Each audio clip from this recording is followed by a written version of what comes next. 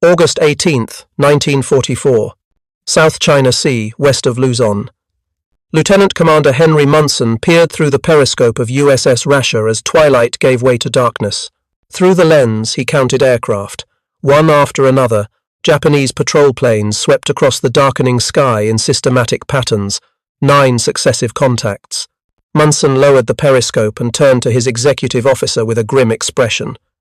Those aren't random patrols. They're guarding something big, something they cannot afford to lose. What neither Munson nor his crew realized in that moment was that they had stumbled upon Japan's last desperate gamble to save the Philippines. Convoy Hi-71 carried not just soldiers and supplies, but Japan's final hope of stopping the American juggernaut rolling across the Pacific. Within hours, this single convoy's destruction would force Imperial Japanese Headquarters to redraw their entire defensive perimeter, pulling it back 1,000 kilometers. The loss would prove so catastrophic that it would help seal the fate of the Philippines before the battle for them had even begun. The mathematics of Japan's desperation were written in the cargo manifests of 13 ships steaming through typhoon weather toward Manila. Over 5,000 soldiers packed aboard transport Taya Maru. Another 4,755 troops crammed into landing craft depot ship Tamatsu Maru. Thousands more distributed across transports Noto Maru, Hokai Maru, Awa Maru, and Noshiro Maru. Every soldier was desperately needed, every weapon irreplaceable, every gallon of fuel precious beyond measure. The convoy had departed Moji on August 8, 1944, under the command of Rear Admiral Sadamichi Kajioka, a veteran whose career stretched back to the attack on Wake Island in December 1941. His escort force represented one of the largest concentrations of protective vessels Japan could still assemble. 3 destroyers, Fujinami, Unagi, and Asakaze. 5 Kaibokan escort vessels. 1 escort carrier, Taiyo, with 12 Nakajima attack planes providing air cover. The Japanese Navy had learned through bitter experience that convoys needed protection. They were learning too late. The Philippines stood as the keystone of Japan's defensive arc. American forces controlled the Marianas after the devastating defeat in June. General Douglas MacArthur had publicly promised to return to the Philippines, and Japanese intelligence left no doubt he meant to keep that promise. If the Philippines fell, shipping lanes to the oil fields of the Dutch East Indies, the rubber plantations of Malaya, the rice fields of Indochina would all be cut. Admiral Somu Toyoda, commander of the combined fleet, had stated the calculus with brutal clarity. Without the Philippines, even an intact Japanese fleet would be useless. Pulled back to Japan, it would have no fuel. Retreating south, it would have no ammunition. Operation Show, Victory Operation, represented Japan's strategic response. 4 separate plans covered different invasion scenarios. Show 1 dealt with the defense of the Philippines, considered most likely to be attacked. Imperial General Headquarters had begun moving pieces into position in late July, stripping units from Manchuria, from China, from Korea, from the homeland itself. Every division that could be spared was being funneled toward the Philippines. Convoy Hi-71 was one of the largest and most heavily defended of these reinforcement convoys. The high convoys, fast tanker and transport convoys running between Japan and Singapore, represented Japan's lifeline. They carried the petroleum that fueled the war machine. They brought raw materials north. They carried troops and equipment south. Losing a high convoy meant more than losing ships. It meant losing irreplaceable resources that Japan's shrinking industrial base could not replace. The afternoon of August 18th found Convoy Hi-71 steaming through the aftermath of a typhoon that had scattered the formation 2 days earlier. Heavy seas still rolled across the South China Sea. The convoy had reformed at Mako in the Pescadores on August 15th, adding 4 more Kaibokan escorts sent from Takao specifically to counter the American submarine threat. Intelligence knew American submarines hunted these waters. What intelligence did not know was how much American codebreakers knew about Japanese convoy movements. The signals intelligence operation called Magic had been reading Japanese naval codes since before Pearl Harbor. When Imperial Japanese Navy Headquarters broadcast convoy routes and schedules, American cryptanalysts decrypted the messages within hours. Submarine commanders received warnings of approaching convoys with details of composition, course, and speed. They positioned their boats at optimal intercept points and waited. The Luzon Strait and South China Sea had become a killing ground. Two submarine wolfpacks prowled the projected path of Convoy Hi-71. USS Spadefish and USS Redfish operated as Donk's Devils under Commander Glyn Donahoe. USS Rasher, USS Bluefish, and USS Raton formed the second group. These 5 submarines represented American submarine warfare at its deadliest. The boats carried the latest radar. Their crews were experienced. Their torpedoes, after years of frustrating malfunctions, finally worked reliably. USS Redfish found the convoy first on the evening of August 17th. Lieutenant Commander Louis McGregor maneuvered into position through the night, and at 5:24 on the morning of August 18th fired 5 torpedoes. Oiler Ayo Maru shuddered as one torpedo struck home. The damaged tanker slowed, turning back toward Takao, escorted by destroyers Asakaze and Unagi. The convoy had lost its first ship and 2 of its 3 destroyer escorts in the opening moments of contact. The Japanese formation pressed on, now stripped of a third of its destroyer screen. Admiral Kajioka had orders. The troops must reach Manila. The supplies must get through. Operation Show depended on these reinforcements. The convoy could not turn back. It could only steam forward into waters where American submarines waited in the darkness. As twilight approached on August 18th, USS Rasher cruised on the surface, recharging batteries and making good speed to reach an intercept position. Commander Henry Munson, who had taken command of Rasher just 3 weeks earlier, was already a decorated submarine commander with 2 Navy Crosses. He had commanded USS Creval through successful patrols. He had volunteered to take Rasher on what was supposed to be a simple transit to Pearl Harbor for overhaul. Instead, he found himself hunting in the South China Sea with orders to patrol west of Luzon. At 9 successive times during the afternoon, Rasher's lookouts spotted Japanese aircraft patrolling to the north. Munson's assessment was immediate, that many aircraft meant a major convoy. He ordered Rasher to close on the patrol area. As darkness fell and rain began, Rasher's radar operator called out contacts. 13 ships proceeding at 13 knots, protected by 6 escorts. Munson studied the radar returns and began his approach. The rules of submarine warfare in 1944 had evolved through 3 years of combat. American submarines stayed on the surface, using radar to track targets and darkness to hide their low silhouettes. They closed to point-blank range, fired spreads of torpedoes, then maneuvered for additional attacks.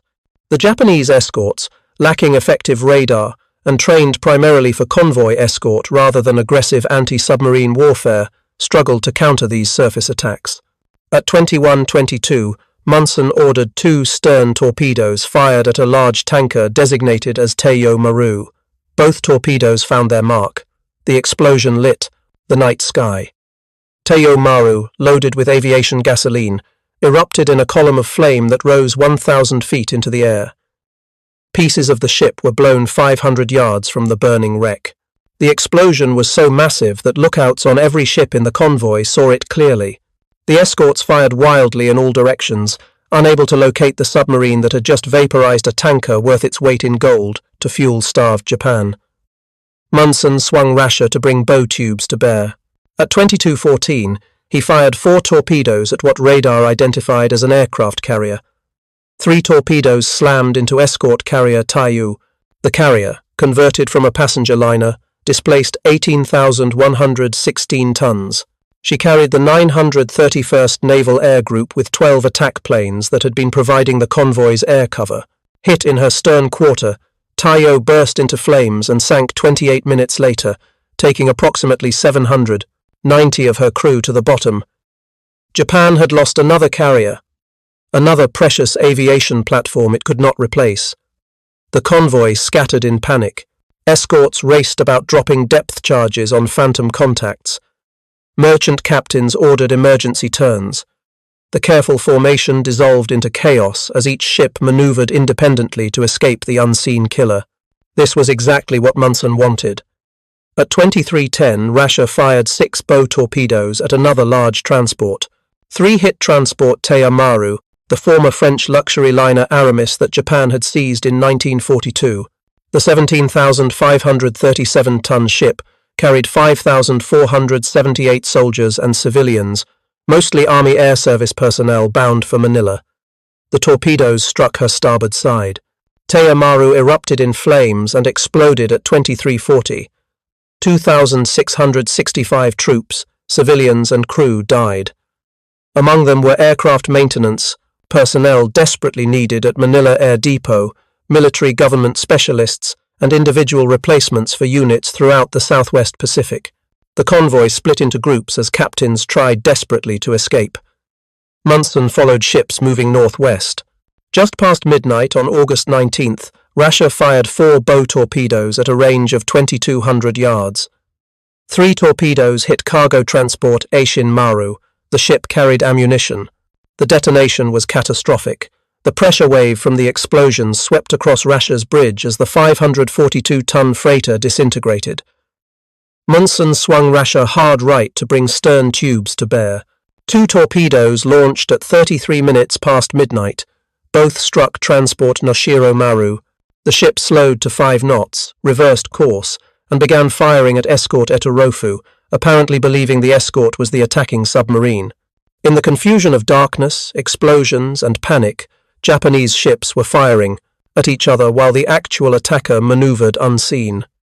While Rasher continued her attacks, USS Bluefish and USS Spadefish joined the assault on the scattered convoy. Lieutenant Commander Charles Henderson in Bluefish fired at ships fleeing southward. At 3:20 in the morning, his torpedoes found fleet oiler Hayasui. The 6,500-ton oiler burst into flames and sank. Captain Kizaburo Sugiura died with his ship. He was promoted to Rear Admiral posthumously. USS Spadefish, on her first war patrol under Lieutenant Commander Gordon Underwood, tracked northbound ships fleeing the carnage. At 3:33, Spadefish fired a spread of torpedoes at landing craft depot ship Tamatsu Maru. Multiple torpedoes struck the 9,589-ton vessel. She rolled over and sank so quickly that rescue was impossible. 4,890 people died, including 4,755 troops. Japanese sources simply recorded that Tamatsu Maru disappeared. The heavy seas prevented any effective rescue of those who made it into the water. As dawn approached, the escorts Sado, Matsuo, and Hiburi attempted to hold the American submarines down with depth charge attacks, while the damaged transports Noshiro Maru and Awa Maru beached themselves at Port Kurimau to avoid sinking. The undamaged ships took refuge in San Fernando. The carefully organized convoy had been shattered. Of the 13 merchant ships that had departed Mako, at least 5 were sunk, 2 were beached and damaged, and only 6 remained operational. With all torpedoes expended, Rasher set course for Midway. At Midway, Munson was called into a secret conference to compare his observations with decrypted Japanese message traffic. In a single night, the 3 American submarines had destroyed at least 6 ships, totaling more than 64,000 tons, and killed over 10,000 Japanese soldiers and sailors, USS Rasher's portion. Of this carnage represented one of the most successful submarine patrols of World War II. Post-war accounting verified that Rasher sank the highest tonnage of any U.S. submarine patrol to that date. Commander Munson's 5th patrol would result in his being awarded a 2nd Gold Star in lieu of a 3rd Navy Cross. The human cost of Convoy Hi-71's destruction was staggering. Approximately 10,000 Japanese soldiers and sailors died in the attacks and drownings that followed. The heavy seas that had helped scatter the convoy now prevented effective rescue. Men who survived the torpedo explosions and got into the water-faced waves that swept them away from would be rescuers. Lifeboats capsized, rafts were lost in the darkness. The death toll mounted throughout the night as exhausted swimmers succumbed to hypothermia and drowning. Among the dead were specialized units Japan desperately needed. The Army Air Service personnel aboard Taya Maru included mechanics, technicians, and pilots who were supposed to maintain and operate aircraft defending the Philippines. The landing craft depot ship Tamatsu Maru carried not just troops but equipment for amphibious operations. Infantry replacements for divisions already in the Philippines died before ever seeing combat. Each death represented training, experience, and equipment that Japan's shrinking industrial and manpower base could not replace. The strategic implications rippled through Imperial Japanese Headquarters within days. On August 21st, what remained of Convoy Hi-71 limped into Manila. Transport Awa Maru was towed in. Noshiro Maru arrived on August 24th. But the reinforcements that had departed Moji with such hope were now a fraction of their original strength. The losses forced Imperial Japanese Headquarters to move Japan's defensive perimeter back 1,000 kilometers. The three Kaibokan escorts Sado, Matsuwa, and Hiburi that had fought to protect the convoy tried to rejoin the formation at Manila. They never made it. USS Harder and USS Hado intercepted them.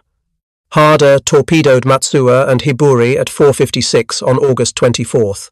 Hado torpedoed Sado at 5:24 while she was attempting to aid her stricken sister ships. The aftermath continued to unfold in the days following. Destroyers Asakaze and Unagi, which had departed Takao on August 21st to rejoin the convoy at Manila with tankers Hako Maru No. 2 and Neo Maru, were intercepted by the wolfpack. Spadefish hit Hako Maru No. 2 with 2 torpedoes off Cape Bojador Lighthouse on August 22nd. The damaged tanker was beached. Unagi was relieved of responsibility for the beached tanker on August 25th and was sunk an hour later by USS Pikuda. Destroyer Asakaze escorted Neo Maru toward Manila. USS Hado hit Asakaze with its last torpedo at 0800 on August 23rd. As USS Hake and Harder approached to finish off the damaged destroyer, they were intercepted by coastal defense ship CD No. 22 and captured American destroyer patrol boat No. 102. Harder was spotted by a Japanese aircraft. At 0828, patrol boat No. 102 sank Harder with all hands. The South China Sea claimed victims from both sides. What remained of Convoy Hi-71 departed Manila on August 26th for Singapore. The convoy now consisted of just a handful of oilers and cargo ships, escorted by destroyer Fujinami and 3 Kaibokan. They reached Singapore on September 1st, but the reinforcements they were supposed to deliver to the Philippines never arrived. The Battle of Leyte Gulf in October 1944 would vindicate Admiral Toyoda's assessment of the Philippines' strategic importance. When American forces landed at Leyte on October 20th, Japan activated Operation Show 1, committing virtually every remaining capital ship to destroy the invasion fleet. The battle resulted in the destruction of Japan's surface fleet as an effective fighting force. 4 aircraft carriers, 3 battleships, 6 heavy cruisers, 4 light cruisers, and 11 destroyers were sunk. The American invasion succeeded. The reinforcements that Convoy Hi-71 was supposed to deliver might not have changed the ultimate outcome. American material superiority was too great, American control of the air too complete. But the absence of those reinforcements meant Japanese defenders fought with fewer troops, less equipment, and reduced supplies. Every soldier who died in the South China Sea was one less defender at Leyte.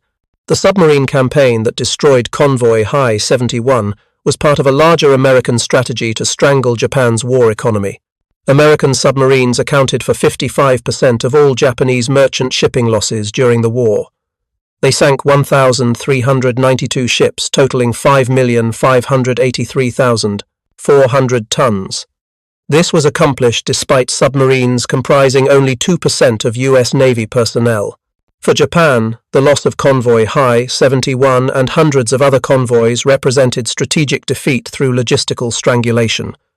The military forces remained willing to fight, but without fuel to train pilots, without raw materials to build weapons, without merchant ships to carry supplies, the empire's ability to resist collapsed. The submarines that prowled Japan's sea lanes were cutting the arteries that sustained the Japanese war effort. The men who died in Convoy Hi-71 became statistics in a larger pattern of Japanese shipping losses. Their sacrifice achieved nothing. The reinforcements never reached their destination. The supplies never got through. They died because American intelligence read Japanese codes, because American submarines hunted with deadly efficiency, because Japanese anti-submarine warfare could not adapt, because Japan's merchant marine was being systematically destroyed. USS Rasher returned to Pearl Harbor on September 3, 1944.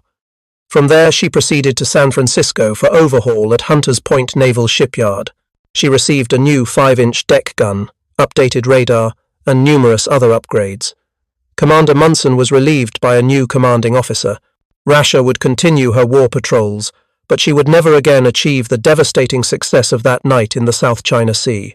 The destruction of Convoy Hi-71 stands as one of the most complete tactical successes of the submarine war in the Pacific. In approximately 4 hours of coordinated attacks, 3 American submarines destroyed a major Japanese convoy, killing over 10,000 enemy personnel, sinking or damaging more than half the merchant vessels, and forcing the abandonment of a critical strategic mission. The attack demonstrated the maturation of American submarine warfare doctrine, the effectiveness of wolfpack tactics, the value of signals intelligence, and the fatal weaknesses in Japanese convoy defense. For Japan, Convoy Hi-71's fate exemplified the strategic bankruptcy of trying to wage war without control of sea communications. The empire had expanded across the Pacific, seizing resource-rich territories, but holding those territories required shipping to move troops, equipment, fuel, and raw materials. American submarines made that shipping progressively more dangerous and ultimately untenable. Each convoy lost meant less capability to defend. Each ship sunk meant fewer resources available. The human cost extended far beyond the immediate casualties. Families who never learned the exact circumstances of their loved ones' deaths. Units that fought undermanned because their replacements drowned in the South China Sea. Defensive positions that fell because the reinforcements never arrived. Aircraft that never flew because the mechanics died aboard Taya Maru. In the broader context of World War II, Convoy Hi-71 represents a single incident in a vast conflict, but for the men who fought and died in the South China Sea on that stormy night in August 1944, it was everything. For the American submariners, it was a night of triumph, a validation of their training and tactics. For the Japanese soldiers and sailors, it was a night of terror, of explosions and flames and drowning, of death far from home in service of a cause that was already lost, though they did not yet know it. The convoy Japan could not afford to lose was lost. The reinforcements that were essential to defending the Philippines never arrived. The strategic gamble that Operation Show represented began with a diminished hand because so many cards had been taken by American torpedoes in the South China Sea. When the chips were finally counted in the Battle of Leyte Gulf 2 months later, Japan's bet on holding the Philippines failed completely. Convoy Hi-71's destruction had helped ensure that failure before the decisive battle even began. One convoy, one night, one catastrophic loss that changed the strategic equation of the Pacific War.